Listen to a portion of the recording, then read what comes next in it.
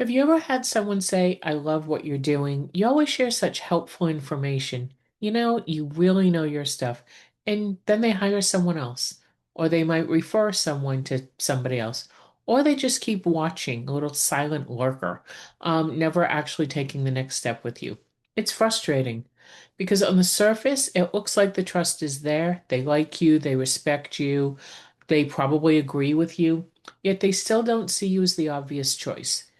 The gap between being liked and being chosen is what's known as the expert gap, and it's one of the quietest credibility leaks in business.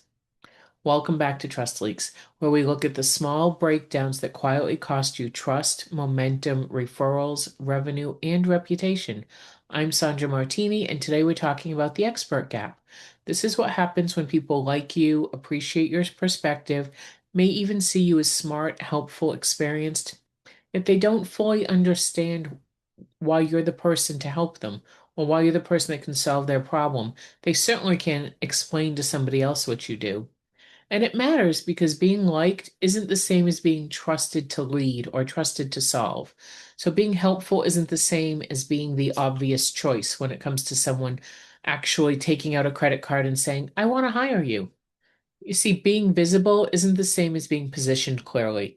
Let's look at why the expert gap happens, how it quietly costs you opportunities, and what you can do to make your expertise not only easier to recognize, but also remember and trust. See, it's a hard one for a lot of business owners because it can feel personal. You may have people in your world who genuinely like you. They comment on your posts, they tell you that your work is interesting, they say they've been meaning to reach out. They ask thoughtful questions. They may even tell you they admire you, what you're building, and what you've done with your business. And yet, when it's time to make a decision, they choose somebody else. They might choose someone who's louder, who's clearer, who's more specific, who made their problem feel more urgent. And this is a key one for those who are super, super helpful. You share lots of helpful tips, yet the pain doesn't feel as urgent in that situation. Someone who gave them language for something they were already experiencing. I like to call this kind of entering the client's head or the prospect's head in this case. So you've likely heard, what are they thinking about at 3 o'clock in the morning?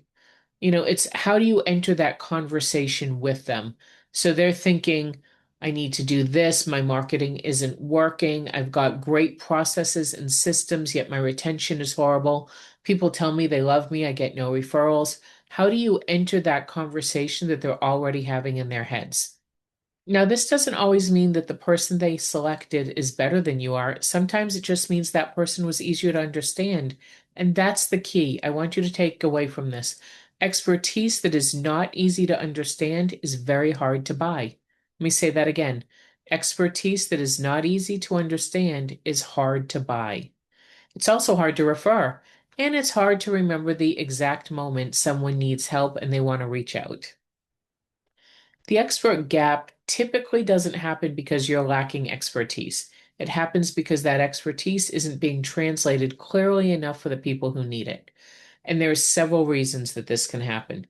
The first is that you might be explaining your work from your side of the table. Decades ago, literally, I had done this presentation and my assistant listened to it and she said, Sandra, she goes, you have forgotten more than most people know about this subject, and yet you're presenting like they're on your level when it comes to this level of expertise about this particular topic. She said, they're not. You have to explain it from their point of view, not from yours. And I was like, yeah, you're right. So you talk about your process, you might talk about your methods, your tools, your experience, your philosophy. All of it's true, all of it's helpful, valuable. Yet the person on the other side is thinking in their head, can she help me with this problem I have right now? That's it.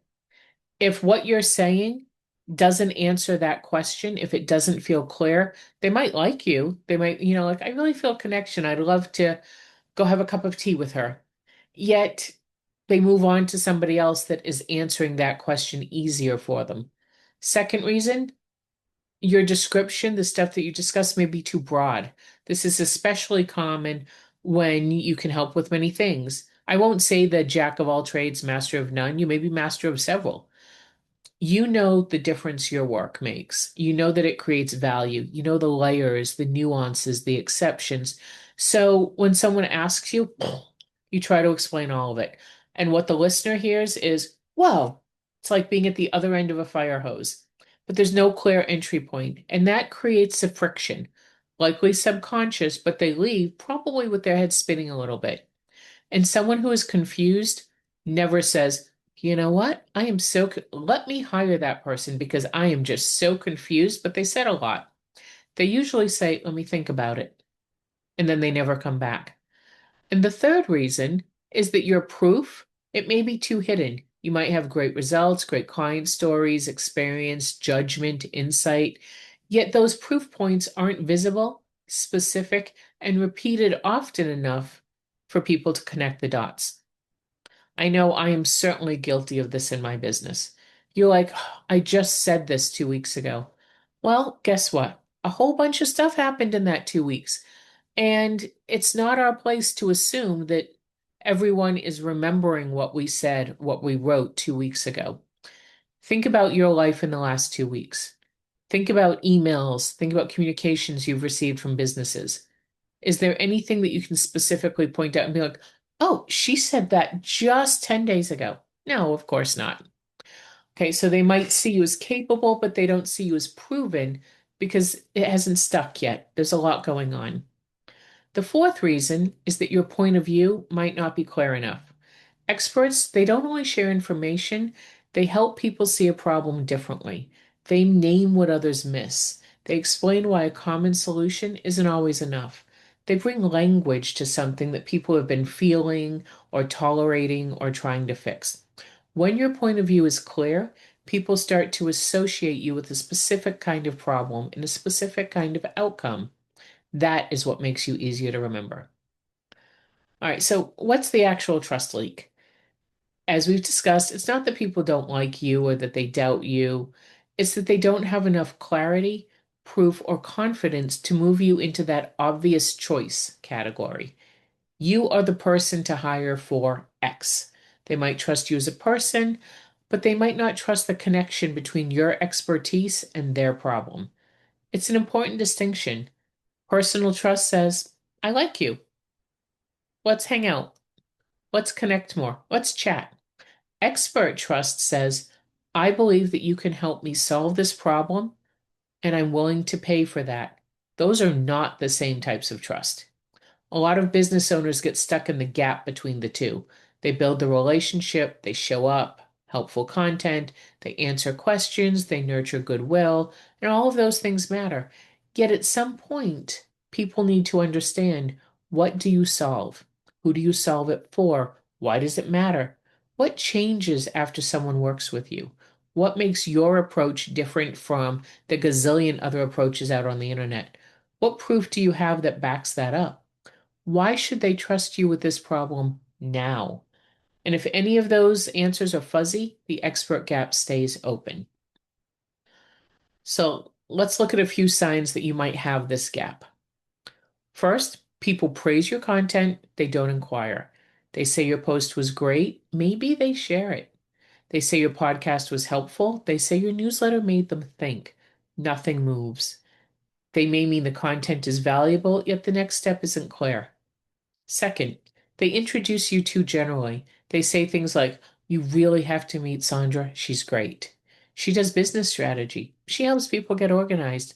She knows so much about operations. She can actually teach your team how to make operations and your CRM partner beautifully. Okay, they're all kind words. They're also a little vague. A vague introduction creates more work for the person receiving it. Now they have to run it through all these filters and try and figure things out.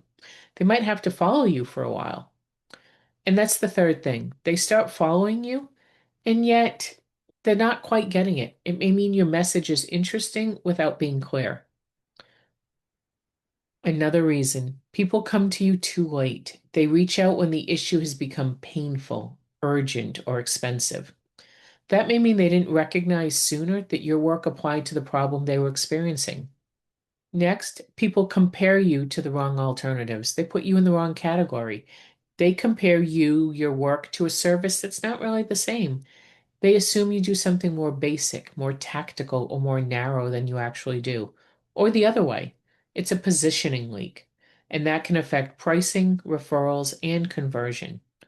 All right, lots of issues there, lots of potential issues. So, how do we close this expert gap? I'm going to give you 5 ways to start doing it. First, lead with the problem that people recognize, not the problem that your expert brain wants to say. What do they recognize? Before you explain your process, name the problem in a language they already use. For example, you're doing good work, clients are happy, and still referrals are inconsistent. We talked about this in the last episode. Or your business feels clear to you and confusing to everybody else. Or people like you, yet they don't see you as the obvious choice. When people recognize themselves in the problem, they are more likely to listen to the solution. After all, it's about them. Make your expertise more specific. General expertise is very easy to admire and very hard to act upon. Specific expertise is much easier to recommend. Instead of being known for everything you can do, choose the ideas and problems that you want people to associate with you. Doesn't mean you can't help them with more once you're in, but what do you want to be known for? What do you want to be recognized for? For trust leaks, it might be hidden trust breakdowns, clients experiencing friction, follow through gaps, not being referred, doing all this work and yet not having any authority attached with it, operational moments, customer experience that affect trust. The more specific the association, the easier it becomes for someone to think of you at the right time. Okay, third way to help close this gap. Show proof in small, repeatable ways. Doesn't have to mean 45-page case studies, doesn't have to mean these massive audits. It can be a client example, a before and after moment, a lesson from a project, a pattern that you keep seeing, a mistake you helped someone avoid, a question that revealed this hidden issue, this little result that shows your thinking in action. People need to see your judgment, not just hear your claims. Okay, does it have to be all of those things? No, of course not. Pick and choose what resonates with you and what you can easily gather from your business. Fourth, give people language that they can repeat. If you want to be referred, remembered, and recommended, people need language that they can remember and actually share. For example, trust leaks are the small breakdowns that quietly cost you trust, momentum, referrals, revenue, and reputation. Notice a lot of iteration in there. It gives people a way to explain the concept. All of a sudden, expertise becomes more portable, and portable expertise is easier to share.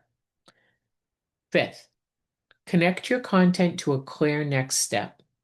Now, this is another one I have been incredibly guilty of because this is where many, many business owners, they leak momentum. They teach, you explain, you encourage, you share great ideas, and then you say, "Have a great weekend. I'll see you next week." If someone recognizes the issue, what is it that they should actually be doing? Should they take a diagnostic? Hint, we have trustleaks.com, and yes, you should. Should they book a call? Should they read an article? Should they go watch or listen to a specific podcast episode? Should they reply with a question or an update? Should they look at a checklist? Should they go check out this particular blog post? The next step doesn't have to be heavy, it just needs to be clear. Because when people are interested and the next step is fuzzy, momentum leaks and they go on to the next thing in their inbox. So let's go through this really quick way to check whether you may have an expert gap. And realistically, if you've been listening to today's episode, you already know. Ask yourself, one, do people know what problem you want to be known for solving? Can they explain your work in simple language?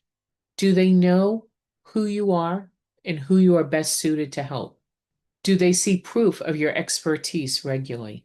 Do you share a clear point of view or just mostly helpful generic information? Do your posts, emails, episodes, conversations, do they clearly lead to a clear next step? Do people understand why your work matters now to them? If you're not sure, great, this is all useful information. It means that you may have a gap between your actual expertise and how clearly that expertise is being received by your prospects, by your ideal clients. And the good news, this gap, totally fixable. You don't need to become louder, you just need to become clearer. You don't need to prove everything at once. You need to make the right proof more visible. This is about add on here, and just keep adding on. It's all about the compounding effect of doing this. You don't have to chase attention. You just need to make your expertise easier to recognize, trust, and act on. So the big takeaway today is this: being liked is valuable, being respected matters, being helpful is important, and yet none of those things automatically make you the obvious choice. The expert gap happens when people trust you as a person, yet they don't clearly understand why you're the person to help with a specific problem. That is not being solved by being louder. It's being clearer, clearer about the problem, clearer about the fit, clearer about your point of view, clearer about your proof, and clearer about the next step. We got a whole bunch of clearers in there. When people can understand your expertise, remember it, and repeat it, trust gets stronger. And when trust gets stronger, you become easier to choose, refer, and recommend. Thanks for listening to today's episode of Trust Leaks. If this episode made you think of someone who's excellent at what they do and still not being seen as the obvious choice, please share it with them. And when you're ready to find the hidden trust leaks in your business, go ahead and take our complimentary Trust Leaks Diagnostic at trustleaks, Leaks, trustleaks.com. I'll see you next time.